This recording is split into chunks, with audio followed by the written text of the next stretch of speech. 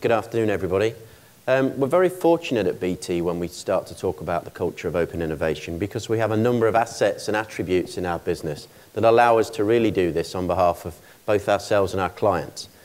And one of those assets started way back when. So anybody in the room remember hypertexting?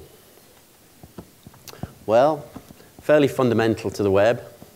We kind of invented it. Only problem is we then forgot to patent it. Slight error. We've learnt our lesson since then, but it does show that way back when BT was very much involved in the start of the World Wide Web. And we've carried on from there, really. Last year, we continued to invest £1 billion in R&D. That's something we tend to do every year. We've got relationships with 37 universities around the UK, primarily in terms of research, innovation and collaboration, 37 separate universities. And in fact, we've got a Adastral Park. Now, Adastral Park is our main centre for innovation. In fact, Jack and I were talking about this at lunchtime. And Jack said it's the only place he's ever been to in a corporate environment where you can only get there by a helicopter. The reason was that when Adastral was built, it was full of all those people that nobody ever really understood. And we kept them a long way off from civilization, hence why you needed a helicopter to get them there. Clearly, it's moved on a little bit from then. And Adastral Park is now not only the resident for UK for innovation and collaboration, but we've invited 32 other companies to share that campus with us. So there are 32 companies sitting on our premises, working with us every day in terms of open innovation and collaboration. We've opened research centres in China, India and Malaysia. And in fact, 37 different nationalities now work with us in terms of open innovation and collaboration. They all come to London twice a year, because it is still British Telecom, and that's where we hold these large innovation and collaboration workshops. But 37 nationalities coming out of China, India, Malaysia in particular. We have a great relationship with MIT. We've been in Boston for 10 or 15 years working with MIT. And not only that, but we've taken all those things and we've wrapped them up into an experience that we can share with our customers. So we have a methodology, and indeed we have an organisation, and indeed we have our Chief Innovation Officer here today. And he runs an organisation called BT Engage. And BT Engage is where we take an innovation-based methodology and we work with our clients to see how we can help them make a difference to their business. So not just trapping it inside the organisation, but working it through with our clients as well. We also have a professional services organisation in the US that has something called innovation and envisioning workshops. Again, very similar perspective, but done from a PS perspective. So very, very strong models where we engage with our customers and with our clients. We also offer tech sourcing. So we'll go out in Silicon Valley, we'll hunt down open innovation and collaboration for our clients, for ourselves. That again has been a great source of inspiration both to us and to the people that we work with.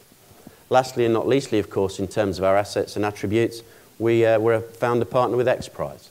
So the XPRIZE relationship is valuable to BT.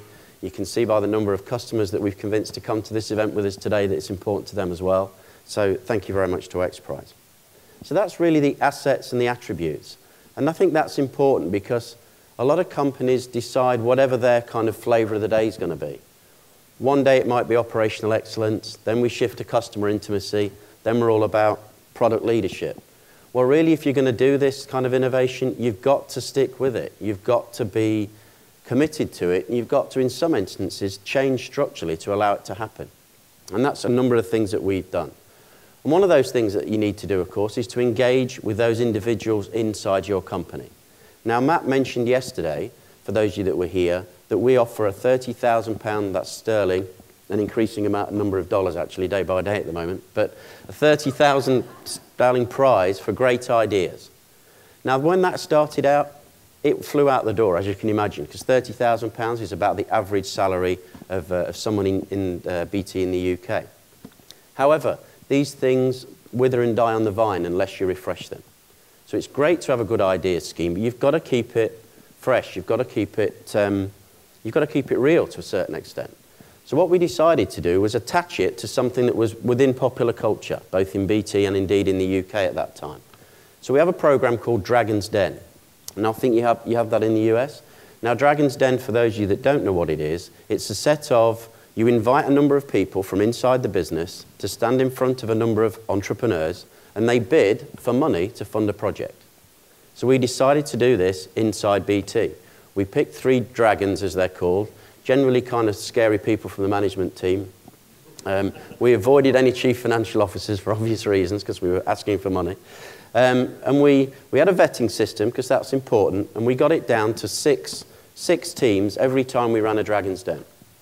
But not only did we have these 6 teams, but we videoed this, and we made it available on the intranet, and for a while it was one of the most watched programs, as we like to call it, and we actually titled it Dragon's Den, got permission from the BBC, got permission from the BBC to cut footage of their program into our program.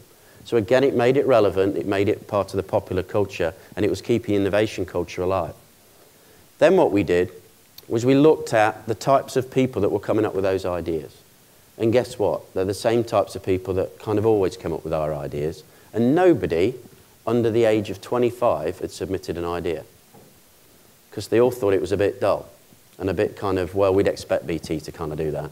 So we ran a poll and said, okay, so what would make it a bit more hip, etc.